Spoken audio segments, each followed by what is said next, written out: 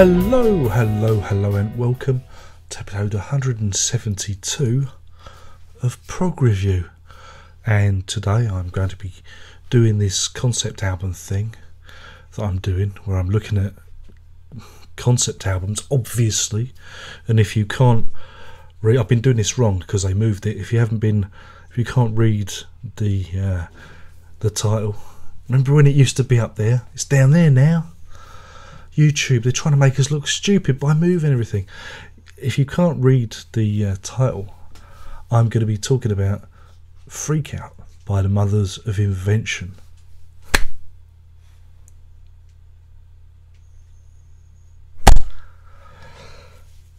So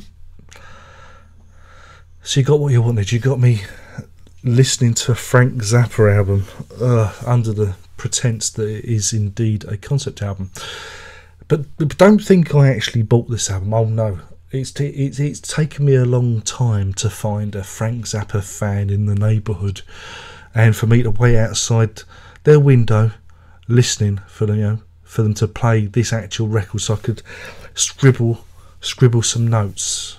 I'm not gonna waste my money on this old tripe. I'm a musical peeping Tom now. That's what you've reduced me to. Anyway, released on the 27th of June 1966. My goodness, some cite Freak Out as the first concept album. This is something I'm going to take issue with later on. But one accolade that it can bask in with its glory is it is one of the first double albums out there. It was only beaten by Dylan's Blonde on Blonde, I believe, just a week earlier. Thanks Wikipedia. And so yeah, it's a double album, 60 odd minutes. My goodness, it's also the debut for the Mothers of Invention. So considering the band are like coming from a stop-start position, it's a pretty ambitious recording. And the band mix up styles from out-and-out blues rock to doo-wop to experimental fare. I think that's the only way of describing it. And like the opening track, for example, plays with the riff from Rolling Stones' Satisfaction. I can't get no satisfaction. I can't get no.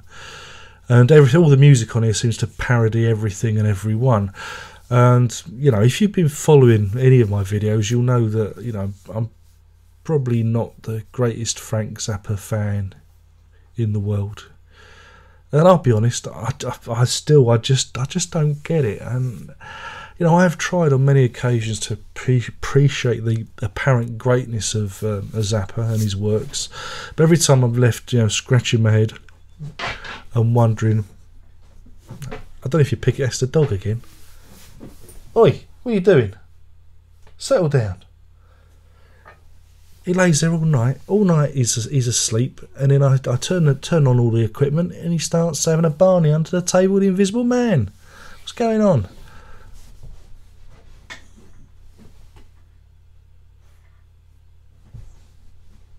Are you finished? He's looking at me now as if I'm the one with the problem. Are you done?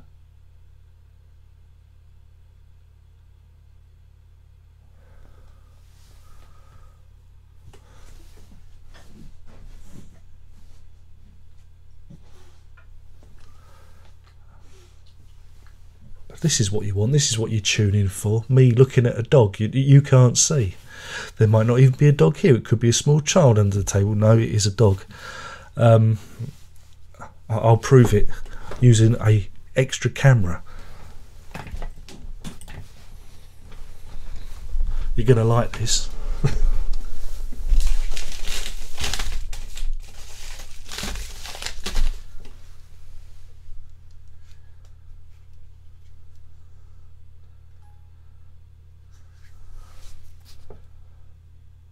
Well, what do you got to say for yourself?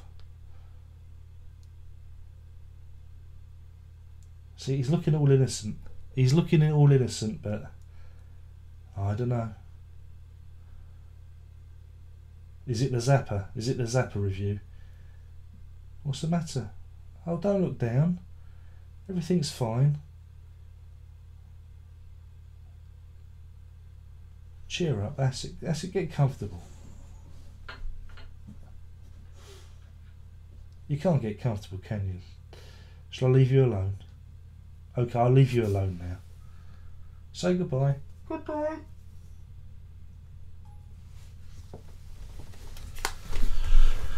So this is what you tune in for. Nonsense. Did you like the intercut? Did you enjoy that? Yeah. So anyway, where was I? Yeah, I'm, whenever I listen to any Zappa, I end up just scratching my head and wondering, how the hell I'm supposed to, relate to it. I just don't get it, musically, This record, there's no denying that the band, strong. There's a lot of musicianship involved, Whenever you're parodying something, you need to be, kind of at the top of your game, but the bad parodying of songs just leaves me shrugging and going, so what? Where does the joke begin and end? When everything becomes a joke, it kind of devalues any seriousness.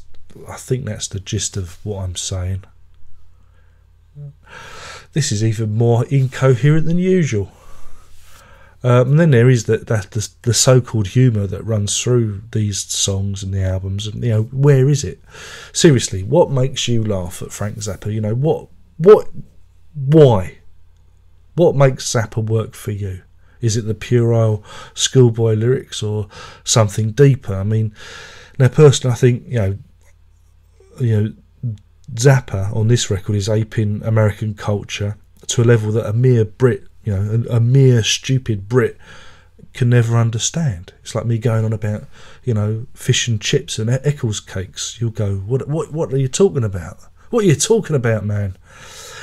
So I sat here and I'm thinking about this record and I'm trying to compare it to another album, an album from like a British band. And the closest thing I could come up with is the Bonzo Dog Doodah band and their debut album Gorilla. Again, it has a blend of parody and social commentary, but it's very British. And it could be kind of the alter ego. If you wanted to put two albums together, I think it would work. Recorded the year later, 1967. So that's where I'm trying to fit it. Fit this in. I mean, I get the album; it makes me laugh, but I don't get freak out. So I don't know if any of you are understanding my point or understand anything I'm saying. I don't know. So anyway, listening to this for its 60-minute duration, I suddenly realised that many of the songs are, kind of interchangeable and stylistically, very similar, and they use a very similar tone palette. So it kind of bores me after a while. It's all kind of, fake rock and roll kind of stuff. Maybe that's the problem. Maybe I'm just blind to Zappa's genius. Maybe there's like a block, But I do appreciate what he represents and what he did as a performer and writer. But it doesn't actually touch me. It doesn't elicit any emotion. It's got to kind of move you, and I don't. It just when I watch him play guitar, it's just it's complicated for complicatedness. It's just complicated for the means of being complicated.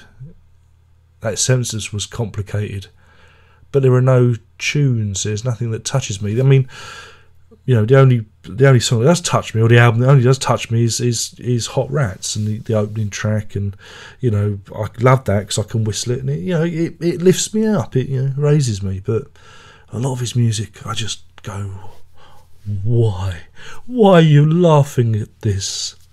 But yeah. No matter how much no matter how I look at this album, no matter how I tear it apart, no matter how I break it down, it remains consistent. It's a pretty one-note album that works on one level. And as for it being a concept album, what's the concept? And again, I throw this open to you. What is the concept? No, I couldn't work it out. I'm trying to think. Is it a critique of American culture, American people, or is it something deeper? And I'm thinking, is it that? I don't know. For the life of me, I'm going, what is it? And the songs don't seem narratively connected, and even really thematic connection. I couldn't really make the connection. But again, maybe someone out there, maybe an American viewer, can put me right and explain to me, how is this a concept album? Okay. I mean, don't worry, I have the same problem with the Kinks, Village Green Preservation Society. You know, I understand it's a British album, but it's not really a concept album, but a lot of people say it is. So don't worry, I'm not just picking on Zappa. There are other bands I'll be, you know, doing the same thing too. So don't think I'm just having a go. So, standout tracks, probably the opening song, Hungry Freaks Daddy, because it had a tune, but the rest just leaves me going, please make the album stop, please make the album stop, you know. So, as a rating, I'm going to give this 1 Van Dyke out of 5. That's a Van Dyke out of 5. And we're done. So don't beat me up. I couldn't help it. My name's been Darren Locke. I've been blabbering on incoherently about the Mothers of Invention and Freak Out, which may or may not be a concept album. And the next one, maybe it'll be the Kinks. It's there. Maybe I'll do the Kinks next. And thank you for being a patient audience. Only one more thing to say. Prog on.